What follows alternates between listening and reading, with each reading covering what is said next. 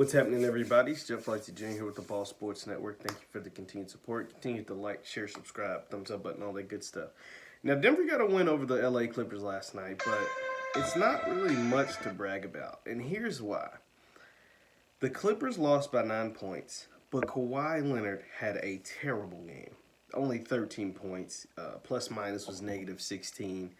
And he just had, he even missed 2 free throws. Kawhi's a 90% free throw shooter. Like, this was just an awful game in Kawhi Leonard standards.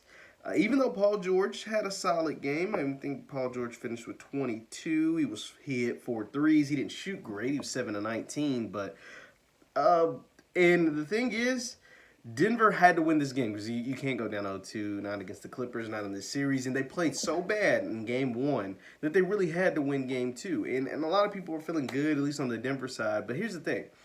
You can't count on Kawhi Leonard to play this bad again. Even though Jermaine Grant played a great game. He defended him really well. And Jermaine Grant has some success in defending Kawhi Leonard. He gives him the most trouble out of anybody, out of most people in the entire NBA, and especially for the Denver team. But you had 44 points in the first half by your 2 stars, by Murray and by Jokic. The great thing was he was able to win this game, and those guys only scored a combined, 6 points, 8 points in the second half? It can't happen. These guys, they scored like 6 points in the second half between the 2 of them. That can't happen if you expect to beat the Clippers in a series, which I don't think they're a win. And here's even more of a reason why. You can't count on Gary Harris to play as big as he did last night. I just don't see that happening. Every single game, 3 of the next 5 games. You know what I mean? Like 3 more times to win 3 more games like that.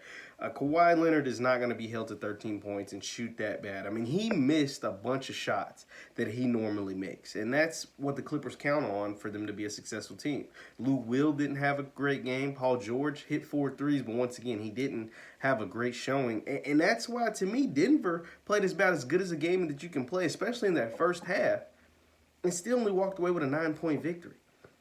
To me, that smells trouble. That's a bunch of trouble. And that's why Denver is clearly outmatched in this series. Kawhi's going to bounce back in Game 3 and probably go for 30. and if Paul George can somewhat, hit his threes, honestly. Just defend well and hit his threes and let Kawhi Leonard and Lou Will really do the bulk of the scoring, the Clippers are going to be in great shape. I predicted the Clippers to win this series in 6. I still think they'll win it in 6. Denver got a good win, though.